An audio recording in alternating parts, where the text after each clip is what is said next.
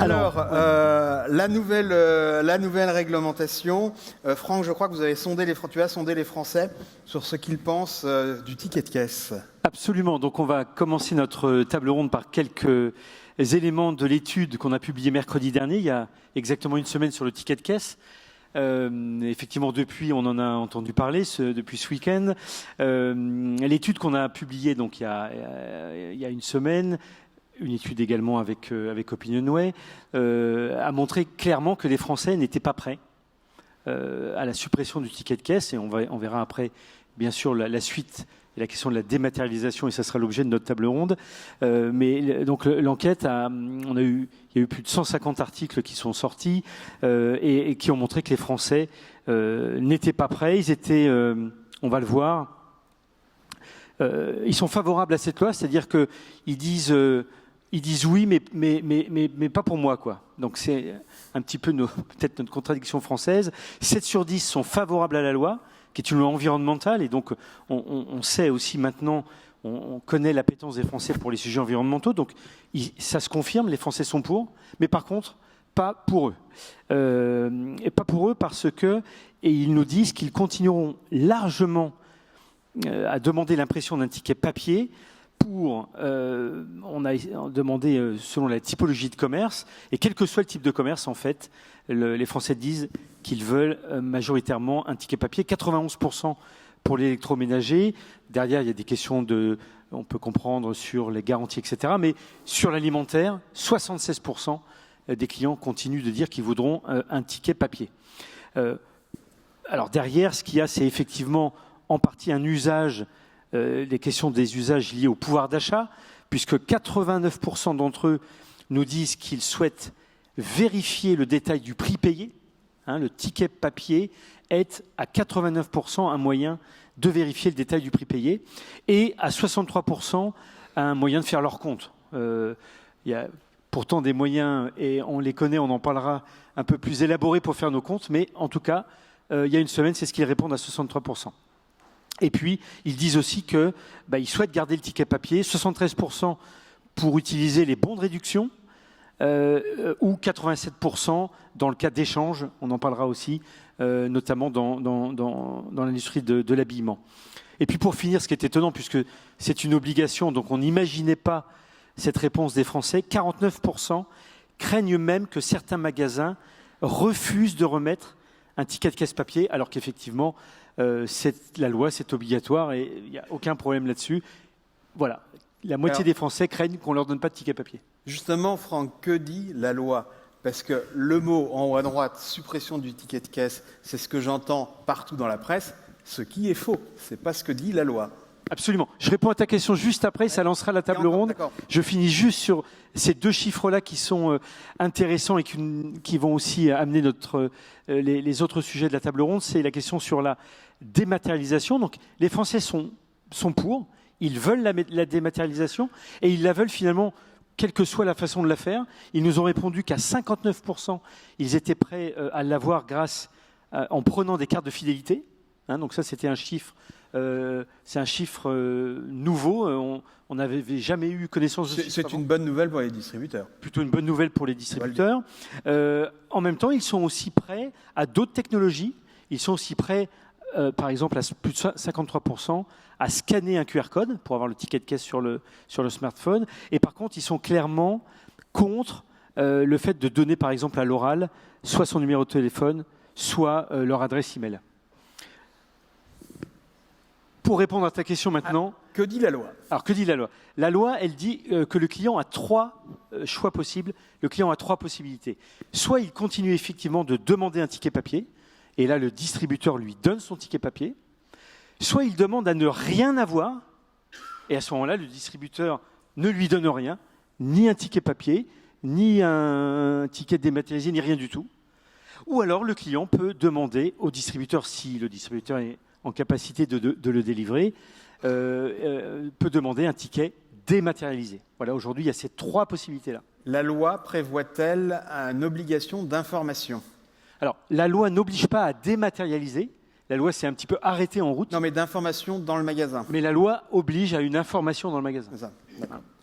Alors, bon, une fois qu'on connaît la loi, Vous, les distributeurs, qu'est-ce que vous allez mettre en place pour faire de la pédagogie? Système U, les mousquetaires, le printemps, qui veut bien commencer? Pédagogie pour les consommateurs. Allez, je me lance pour les mousquetaires. Alors, on a quelque part une chance. C'est que c'est un sujet effectivement d'actualité. Et comme il est d'actualité à plusieurs reprises, puisque les obligations légales ont été décalées par 2 fois, les médias en font en partie la pédagogie. Ça, c'est une chance, mais c'est pas suffisant. Ça clique sur Internet. Dès voilà, c'est une chance, mais c'est pas suffisant parce que, comme on l'a noté, effectivement, la pédagogie des médias est faite de manière parcellaire, puisqu'on entend parler de dématérialisation, on entend parler de tickets par mail, etc., alors que les obligations légales, comme l'a rappelé Franck, sont pas tout à fait celles-là. Donc ça nous aide quand même parce que les clients se préparent. Maintenant, à mon sens, c'est toujours un peu la même histoire. C'est que l'exécution dans les magasins, et sur ce sujet-là en particulier, c'est nos hôtesses de caisse qui la réalisent, et c'est elles qui se doivent d'expliquer aux clients comment ça doit se passer. Alors, on peut dire que ça se passe plutôt bien. On a des remontées terrain qui sont positives, et puis on a eu la possibilité aussi d'anticiper. Pour certains depuis quelque temps. Nous, dans le bricolage, on a démarré ça en juillet 2021. La première obligation légale, c'était au 1er janvier 2023.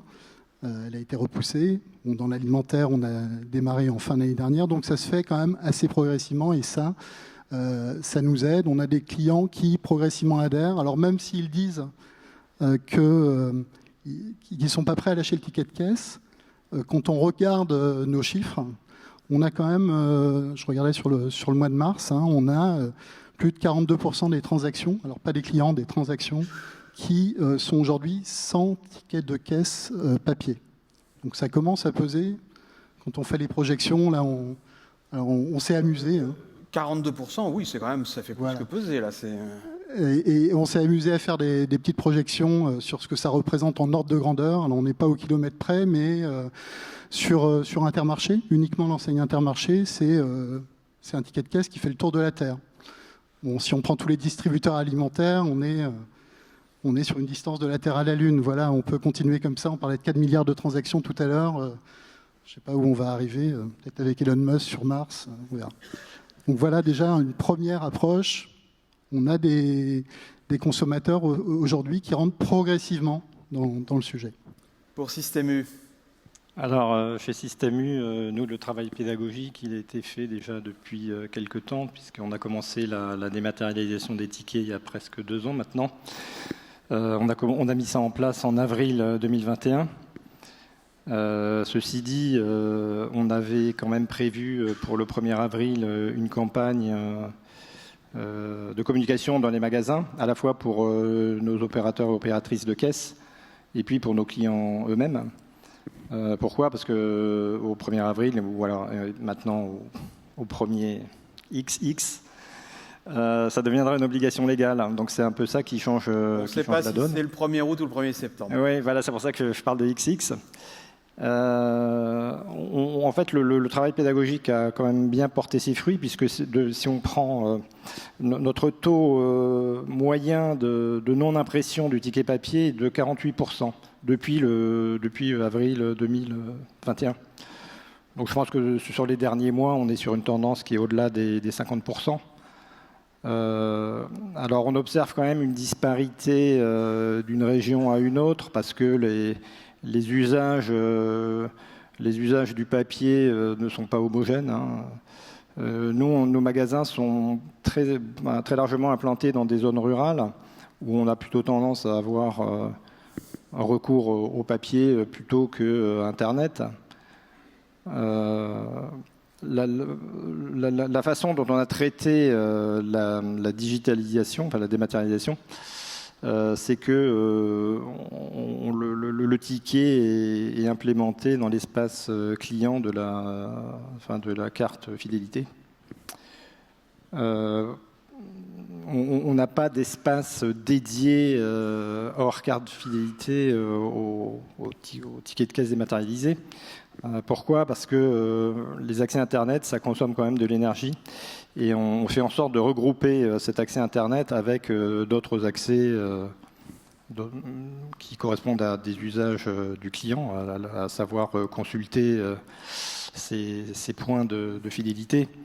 Donc ça nous permettait d'une part de recueillir immédiatement les coordonnées du client, son adresse mail, puisqu'elle est déjà présente dans l'espace client, et puis de limiter les accès Internet en mutualisant en fait la carte de fidélité et l'espace de stockage des tickets dématérialisés.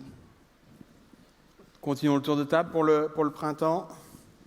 Alors nous, pour le printemps, on a eu la chance de dématérialiser les tickets il y a plus de 3 ans. Donc on avait, peu par hasard, pour le coup, plutôt pour des questions marketing, on s'était lancé dans le projet. Bon, au final, j'oserais pas dire le score de dématérialisation, parce que j'ai entendu des chiffres, il faudrait les diviser par 10 au minimum. Et en fait, on l'a vu dans le sondage, Franck, que tu as montré. Et alors, nos clients et nous-mêmes, on n'est pas prêts à se passer du ticket pour plein de raisons. Mais le ticket papier ou le ticket dématérialisé. Donc nous, ce qui nous a inquiété finalement dans cette loi, et Franck le sait, c'est le côté sans ticket. Parce qu'on dit, oui, mais très bien pour la planète, mais en fait, les clients, ils ont besoin du ticket, quelle que soit sa forme, pour pouvoir, on en reparlera tout à l'heure, pour l'échange, pour les remboursements, et on l'a vu, c'est encore cité par le sondage, pour des cadeaux, etc. Donc nous, on a développé le ticket dématérialisé. Pour le coup, on a des clients qui le demandent, mais qui ont tendance à demander les deux. Alors, c'est pas très écologique, du coup, parce qu'on a et du dématérialisé et du papier. Donc, mais bon, le client... c'est ce que veut le client aujourd'hui. Donc on voit nous dans les grands magasins de mode la difficulté de supprimer le ticket papier qui est très lié à des usages que les gens vont faire ou pas. Et parce qu'il y a quand même 5 à 10% des clients qui reviennent pour faire un échange, un remboursement. Donc, mais les gens au moment où ils l'achètent, ils y pensent. Donc il y a peut-être plus de gens qui y pensent au moment de l'achat. Donc ça c'est la complexité. Et nous, par rapport à votre question, c'était comment on a inclut les équipes dedans. Du coup, on a essayé d'être simple dans le message en disant, voilà, nous, on voudrait surtout que les équipes, elles retiennent que justement, le client, il peut avoir le ticket papier également. Donc, parce que finalement, on avait des strates dans l'entreprise, plutôt côté commerce, qui se disaient, mais on pourrait pousser que le ticket dématérialisé. Et puis, on ne parle pas du ticket papier. Maintenant, c'est pas le sens de la loi. Donc, voilà, donc bien remettre que le client, il a le choix et de le former. Et donc, du coup, de porter un message assez simple, ticket papier ou des tickets dématérialisés pour avoir accès à tous vos services au printemps. Alors parlons dématérialisation. Je vais commencer avec vous, Marc Lamort de Guel. Comment faire pour dématérialiser du ticket de caisse lorsqu'on n'est pas encarté ? Nous cherchons à résoudre le problème de cette contradiction que le sondage Opinionway a mis en avant, c'est-à-dire que d'une part, les Français ne veulent pas être tracés, ils veulent bénéficier de fidélité et en même temps, ils ne veulent pas donner leur adresse email, leur numéro de téléphone, et quand même profiter des promotions que vous pourriez leur proposer.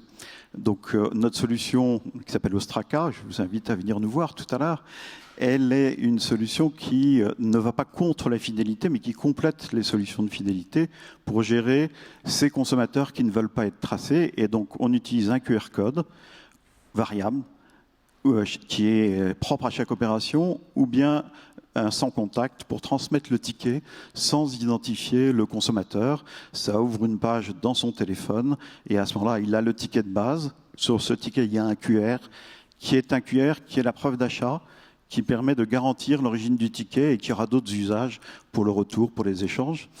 Et de même, il pourra avoir une partie enrichie du ticket parce que le ticket, c'est un support de promotion, c'est un support de communication, et le fait de le dématérialiser, c'est une opportunité d'avoir un autre canal de communiquer avec les consommateurs.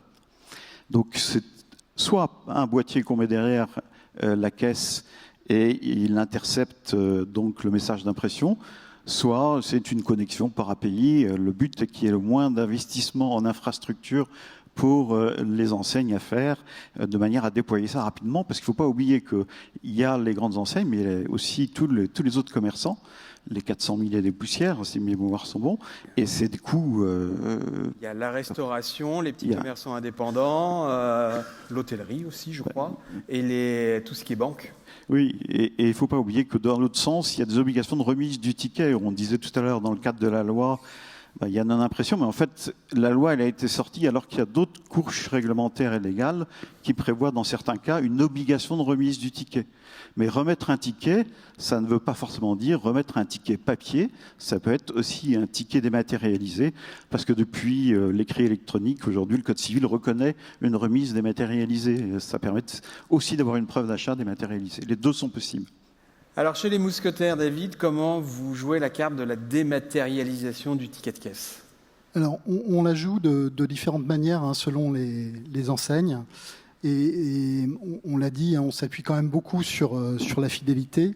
Maintenant, on peut avoir des taux d'encarté qui sont assez différents selon les secteurs. C'est clair que dans l'alimentaire, on est plutôt bien servi avec des taux d'encarté assez élevés. Donc le choix qu'on a fait dans un premier temps, ça a été de transmettre directement par mail au client son ticket, une image de son ticket, ce qui avait le mérite d'être aussi, du point de vue de nos systèmes d'information, moins intrusif.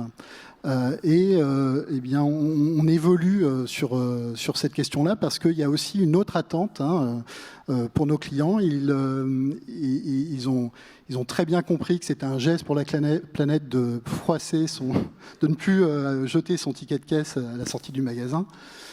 Mais ils comprennent aussi, ils sont de plus en plus sensibles à la pollution numérique. Donc c'est vrai que ces mails qui sont envoyés, qui traînent dans les boîtes aux lettres pendant des années, c'est quelque chose qui travaille une certaine partie de la population, bien sûr pas. Il y a certainement un aspect générationnel, on l'a pas forcément vu dans l'étude, mais c'est une évidence. Donc là, on passe sur la mise à disposition du ticket directement dans notre application mobile. Où on retrouve la totalité de ces tickets. Et là, pour en faire la pédagogie, pour compléter par rapport à la question initiale, on ne lésine pas sur l'information directement en magasin, au niveau de la caisse en particulier, et puis bien sûr au niveau de nos hôtesses de caisse toujours, puisque c'est elles qui devront faire face aux questions des clients qui vont s'interroger sur ce changement.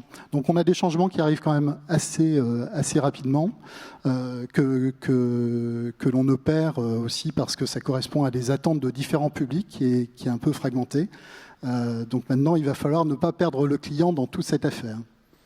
Mais je ne sais plus du tout à combien vous êtes porteur de cartes chez Inter, mais ça va être à peu près 10 millions comme les autres. Oui, voilà. Ouais. Voilà. Ouais, donc quand on multiplie par le nombre de fois où un consommateur va chez vous, on obtient rapidement le nombre de mails qu'il faudrait pour envoyer tous les tickets de caisse. C'est vrai que là, on peut se demander si c'est réellement la solution, le mail est la solution. Un ticket, un mail, enfin... Et c'est évidemment la question que se posent un certain nombre de consommateurs. Et puis on est tous de plus en plus sensibilisés à cet aspect-là. Donc on ne peut pas attendre, on est obligé d'aller plus loin pour anticiper ces comportements-là. Alors chez Système U, qu'est-ce que vous mettez en place pour dématérialiser le... Alors, chez Système U, nous aussi, on se base sur notre carte de fidélité, notre programme de fidélité, comme je l'ai dit tout à l'heure.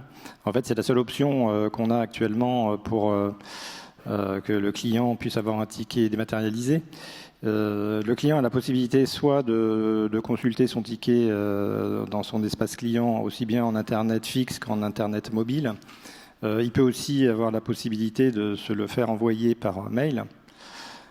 Effectivement, il vaut mieux privilégier le stockage sur l'espace client, d'une part parce que c'est plus vertueux écologiquement, et d'autre part parce que les adresses mail, des fois, peuvent être mal saisies, erronées, et ça provoque des désagréments clients, des irritants clients qu'on cherche à éviter. Un client qui n'a pas de carte de fidélité, soit on va l'orienter vers l'accueil pour qu'il souscrive, mais le client est libre de son choix. Sinon, il se fait imprimer le ticket, ou sinon il s'en passe. En fait, pour des petits achats, on a quand même beaucoup de clients qui se passent de tickets de caisse parce que le risque est très faible. C'est comme ça que vous arrivez à 48%. Exactement. Non, sachant que on a à peu près la moitié de nos clients qui fréquentent nos magasins qui sont encartés. Donc ça facilite justement, c'est ce qui a guidé ce choix-là. Et au printemps, quelles sont les solutions? Ou est-ce qu'on reste avec le bon vieux ticket papier?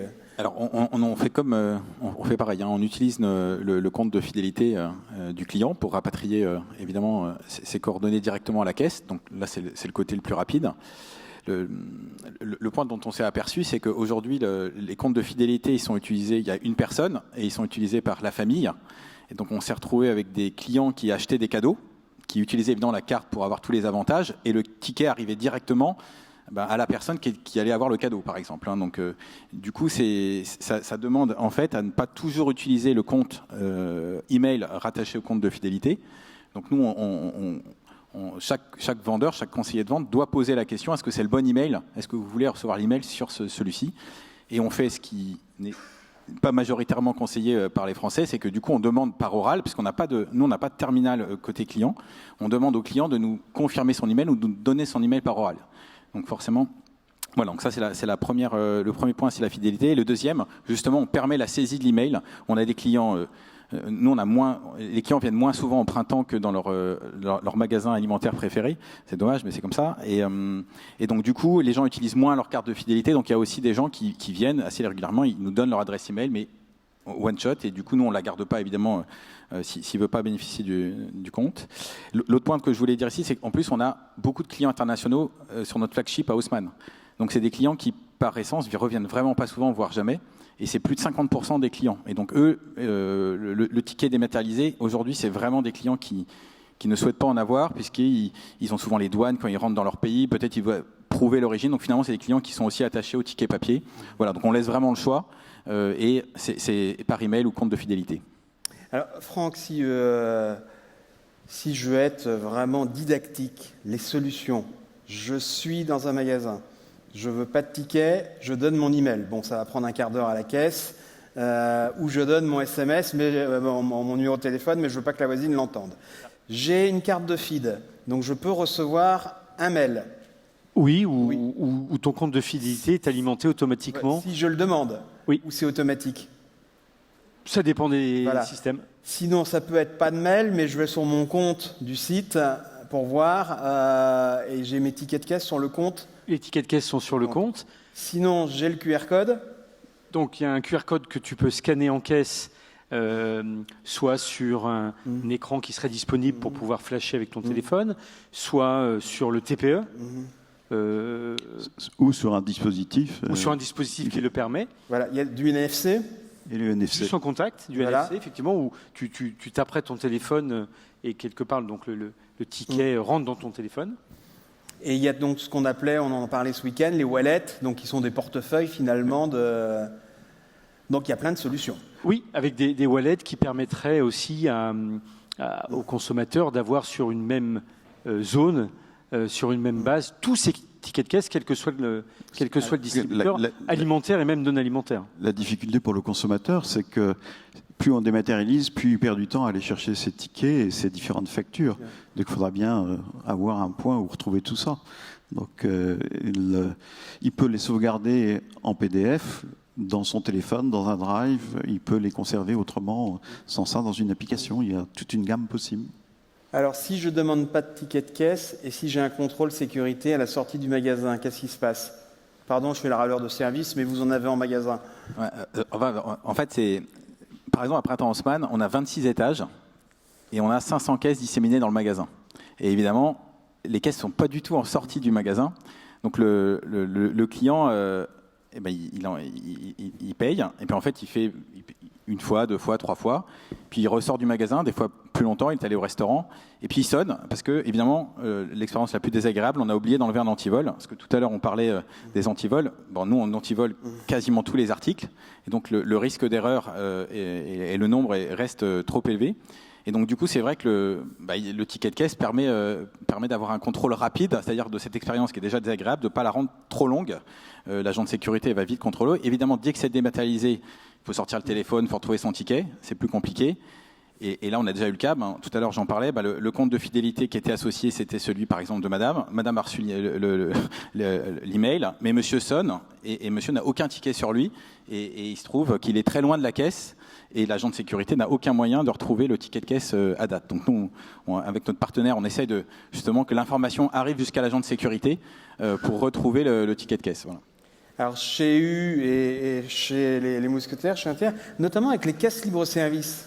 Oui, voilà, ouais, c'est effectivement le point sur lequel je voulais rebondir. Hein. C'est une problématique qui est très forte. Alors, effectivement, dans les zones caisses libre-service, donc sur ce plan-là, à la fois, on a travaillé sur alors, on dématérialise le ticket, mais pas complètement. On a un petit ticket un peu enrichi avec quelques informations qui permettent de vérifier à minima la conformité de la transaction. Et puis surtout, ce qu'on a actuellement dans quelques magasins pilotes, et on verra comment on le déploie, c'est la possibilité pour le vigile de consulter la base ticket de manière très rapide sur la base du compte feed ou de l'identité du client ou d'un des articles qu'il a dans son panier.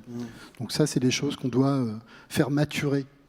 Jean-Marc, un complément? Alors, chez Système U, nous sommes en train de déployer une application qui permet à nos agents de contrôle de consulter sur tablette tous les tickets qui ont été émis dans le magasin, avec évidemment indication de quelle caisse le ticket est issu. Et donc, l'agent de contrôle, lui, dispose de tous les tickets, peut effectuer le contrôle entre le panier d'un client qui sort de la caisse, notamment des caisses libre-service, et ce qu'il a, lui, sur sa tablette. Alors, je continue ma rubrique râleur. Se faire rembourser un produit quand on n'a pas de ticket. Alors, il y a plusieurs cas de figure qui font que le client a nécessairement un ticket, notamment quand c'est de l'électroménager, la garantie est jointe, figure sur le ticket, est jointe au ticket, et donc c'est un cas d'exception de la loi AGEC. Quand il s'agit de produits durables, en général, le client de lui-même va demander un ticket papier, genre le textile, l'habillement, enfin tout ce qui est linge de maison. Et s'il le fait, alors après, ça dépend de chaque magasin, parce que on est une coopérative avec des magasins indépendants, mais les hôtesses de caisse ont tendance à conseiller aux clients, lorsqu'ils achètent des biens durables, de fournir un ticket papier. Après, pour le reste, ce sont des achats, des paniers moins importants et moins sujets à l'échange, parce qu'on n'échange pas des produits frais, par exemple. Et là, on est plutôt commercialement assez arrangeant dans les échanges et les remboursements. Oui, vous vouliez un complément? Oui, alors je le disais un peu tout à l'heure, le sujet des échanges remboursement dans les grands magasins, que ce soit au printemps ou chez mes confrères, c'est vraiment un sujet qui est un service attendu par les clients, c'est le service de base. Et du coup, donc, on a déjà aujourd'hui des clients qui perdent leur ticket, parce que le ticket papier, autant l'email, alors on peut le conserver un peu trop longtemps, autant le ticket papier, on peut le perdre, ou alors il a plus d'encre. Mais donc, on a des espaces services qui permettent de retrouver tous les tickets à partir du moment où le client, on arrive à l'identifier. Donc aujourd'hui, un ticket dématérialisé, pour le coup, un client qui aurait payé en espèces, par exemple, il sera plus facile à retrouver. Lui, il aura son ticket dématérialisé. Nous, on pourra peut-être le retrouver à travers notre prestataire. Mais en tout cas, on peut pas. Nous, on ne fait pas d'échange ou de remboursement sans un ticket qui soit papier ou dématérialisé. Marc, je crois que vous avez envie de compléter. Alors évidemment, quand il s'agit d'un ticket dématérialisé où on n'a pas identifié le consommateur, il peut y avoir une difficulté. Et c'est pour ça que je vous évoquais ce QR qui est présent sur le ticket. Nous avons aussi une appli Vigile qui permet de contrôler donc ce QR qui est crypté et qui garantit l'origine du ticket pour le remboursement, pour la garantie dans le cadre des 2 ans, puisque si on représente un PDF avec ce QR, on pourra garantir que ce n'est pas un faux, que c'est un ticket d'origine. Ça mériterait plus d'explications, et ça existe déjà pour d'autres cas d'usage, par exemple dans le domaine des carte d'identité, carte grise et autres, où il y a ce problème-là de modification en fait des données et des images. Donc ce sujet a été traité en fait. Alors là, vous avez vu mon petit côté râleur, mais j'ai un très grand côté rêveur. On ouvre les champs du possible avec le digital. C'est ça qui est extraordinaire. En communication, racontez-nous tout ce qu'on peut faire, parce qu'on peut faire beaucoup de choses. Et là, c'est la place à l'imagination. Alors, je crois qu'il faut revoir le ticket comme un support de communication et un support de différents services. D'abord, par exemple, avec un QR de ce type sécurisé, parce qu'il y a des QR non sécurisés avec lesquels on peut récupérer les tickets des précédents. La CNIL, quand on y est allé, a souligné ce point et ce risque-là. On a fait l'expérience nous-mêmes, on a récupéré le chiffre d'affaires d'une journée d'un magasin sur un autre produit. Donc il y a un vrai risque en termes de sécurité si on ne fait pas attention. Mais une fois qu'on a quelque chose de sécurisé, on peut ouvrir des wallets de paiement, par exemple, pour un projet de ticket avant qu'il soit payé. On peut tracer l'évolution du produit, on peut ouvrir vers des informations sur ce ticket, comme par exemple tout ce qui est score environnemental, ce qui est Nutri-Score. Enfin, le champ des possibles est important. On sait que, par exemple, il faut commencer par informer sur le score environnemental des vêtements, et puis la législation européenne va nous faire évoluer encore. On peut faire des liens. Voilà, le plus simple à dire, c'est qu'on peut faire des liens vers d'autres sujets dématérialisés.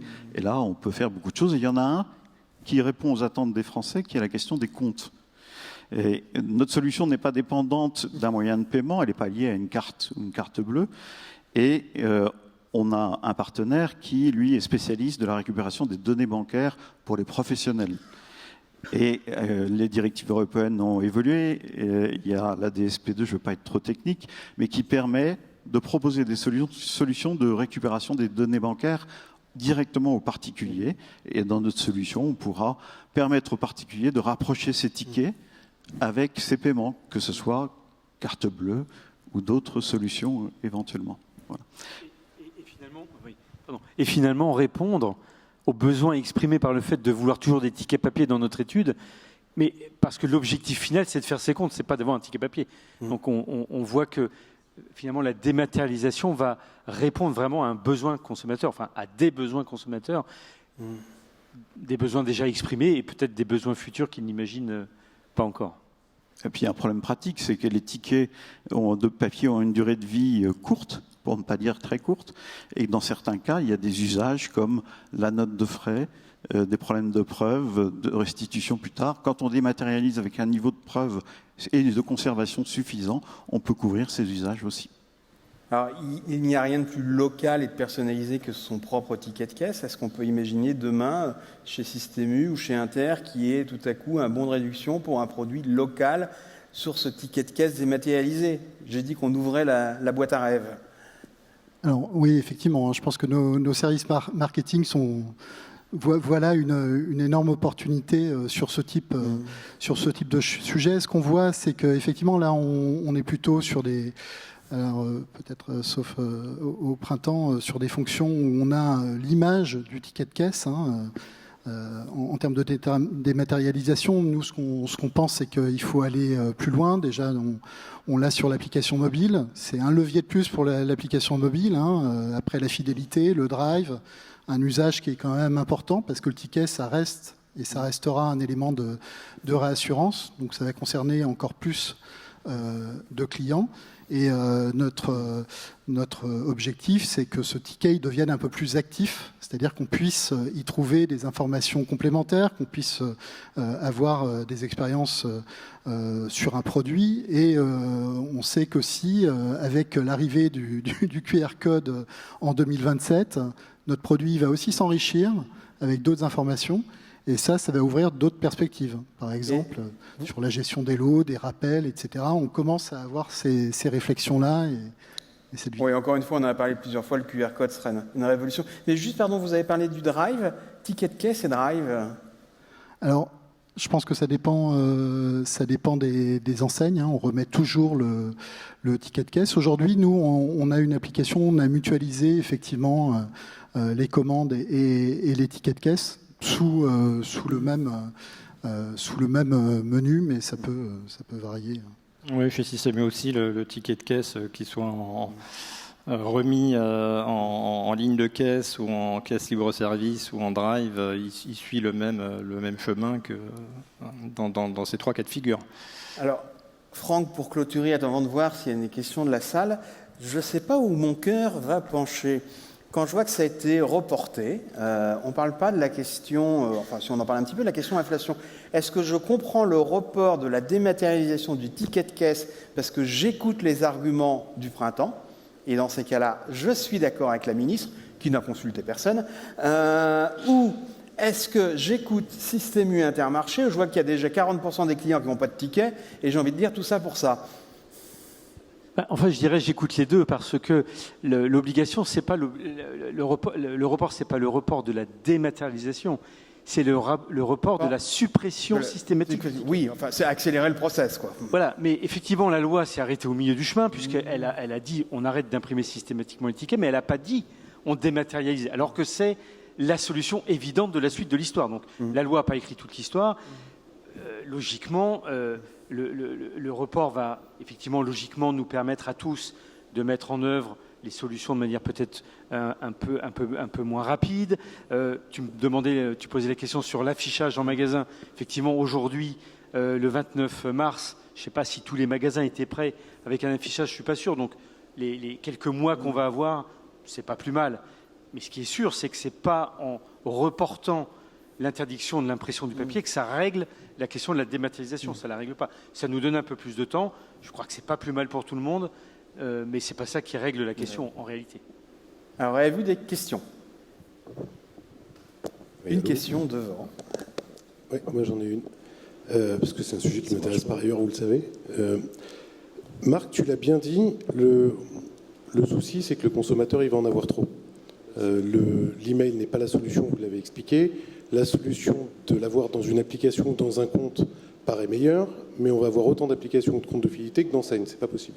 La solution ultime pour le consommateur, ce serait d'avoir un lien avec son application bancaire. C'est-à-dire que j'ai mon compte en banque, là c'est plus ma femme qui reçoit l'email, etc. Et dans mon compte en banque, que je puisse ouvrir selon mes achats les tickets de caisse. Pour ça, il faudrait que vous, les distributeurs, vous acceptiez de partager un peu plus d'informations sur vos tickets de caisse. Est-ce que ce partage sera un frein ad vitam, ou est-ce que ça pourrait être enfin une solution qui pourrait permettre aux consommateurs un peu plus d'ouverture? Est-ce que tu peux répéter la fin de ta phrase? Je suis désolé parce que le son n'est pas très bon. Pardon. Je disais que la solution ultime pour le consommateur, ce serait de tout avoir à partir de son compte en banque. Tu as ton compte en banque, tu as toutes tes opérations, et j'ouvre une opération Système U, j'ouvre une opération Printemps, et là, je vais appeler le ticket. Pour ça, il faudrait que les enseignes acceptent de partager plus d'informations. Donc, ma question n'est pas tant pour toi, Marc, mais pour les enseignes qui sont là. Est-ce que finalement, un peu plus de partage, vous seriez prêt à le faire pour que le consommateur s'y retrouve? Parce que finalement, avoir 50 applications sur son téléphone, ce ne sera pas possible. Je peux déjà... C'est pas opposé à la fidélité en magasin. C'est-à-dire que le compte de fidélité, il sert aussi à avoir plein d'avantages. Aujourd'hui, on y a raccroché le ticket parce que c'est pratique. Et aussi, nous, on est content que le client aille sur le compte de fidélité pour aller voir son ticket, puis du coup, il va voir autre chose et il va peut-être revenir. Mais non, on en discutait avec notre partenaire tout à l'heure. Hein, je sais que ça existe. Après, je pense pas que le printemps soit opposé à ce que son ticket apparaisse sur les comptes en banque du client. C'est juste qu'aujourd'hui, on n'a pas la solution technique qui fonctionne et qu'on nous a proposé. Mais peut-être c'est pas le cas pour d'autres enseignes. Mais en tout cas, nous, on n'a pas de difficulté là-dessus. Après, c'est vrai que ce que je disais, nous, le ticket des maths, il est arrivé par l'équipe marketing au tout démarrage en disant ils voyaient le ticket dématérialisé pour toucher les clients. Nous, ils viennent 3-4 fois par an. On a envie qu'ils viennent plus souvent. Donc voilà. Donc c'est souvent un axe de communication et l'email finalement qu'on envoie. Avec tous les travers que ça peut avoir, c'est parce qu'on veut communiquer vers les clients.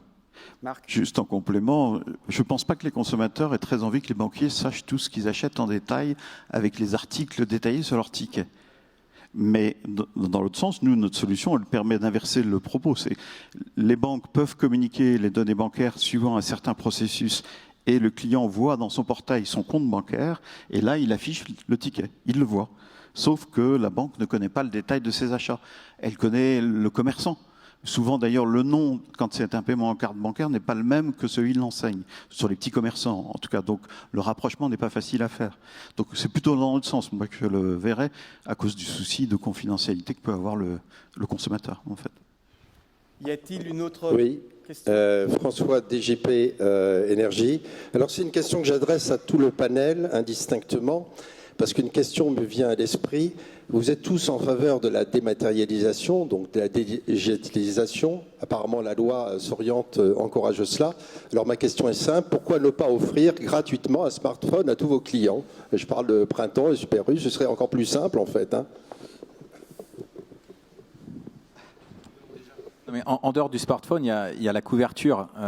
En effet, quand on veut, on l'a vu dans le sondage, et les gens s'en servent aussi pour contrôler rapidement leur opération en fin d'achat. Et c'est vrai que nous, on a des sites en centres commerciaux ou des sites très anciens avec beaucoup de métal à l'intérieur où en fait la réception est très mauvaise. Donc c'est vrai que le client, s'il veut recevoir son ticket tout de suite, mais en fait, il faut qu'il sorte du magasin. Donc c'est pas très pratique. Donc même s'il a un smartphone, il faut une bonne connexion. Alors, dans notre cas, justement, pour pallier à ça, on envoie déjà les informations de base du ticket sans être connecté au réseau, pour qu'il puisse avoir un contrôle de base. Après, on enrichit le ticket dès qu'il est sur le réseau. Alors, sur l'offre smartphone, là, je saurais pas y répondre comme ça. Je m'engagerai pas, en tout cas, sur mes propres deniers. Quoi qu'il en soit, c'est vrai que... Alors, quelque part, c'est cette loi, enfin la loi AGEC, là, c'est une opportunité. C'est-à-dire, on n'est pas forcément pour la dématérialisation, mais la réponse que nous apportons ici à cette obligation qui nous est faite d'arrêter d'imprimer systématiquement tous les tickets, c'est la dématérialisation. Ça nous permet d'aller plus loin là-dessus, et forcément, on cherche des opportunités marketing, on sait qu'on a des enjeux de personnalisation, tous, par rapport aux offres, le bon d'achat dont on parlait tout à l'heure. Donc on se dit que ça va être une opportunité. Est-ce qu'on le pousse ? Je ne sais pas, ça reste un élément quand même qui rassure beaucoup de gens d'avoir ce ticket. Oui, c'est pas la fin du ticket papier. Tu l'as bien redit au début. Oui. C'est vraiment au choix du client. Donc si le client, voilà. Eh bien, je rejoins mon collègue des mousquetaires. J'ai pas l'impression que la grande distribution pousse particulièrement à la dématérialisation. Déjà, c'est une évolution sociétale. Le sondage Opinionway le montre assez bien. Parce que les 85% des consommateurs qui sont favorables, alors même si pour eux-mêmes, il n'y en a plus que la moitié qui sont prêts à abandonner le papier, mais c'est quand même un mouvement qui date de plusieurs années, qui va en croissant. Il y a de plus en plus d'utilisateurs de smartphones, donc c'est pas la peine de leur en offrir, puisqu'ils en ont déjà.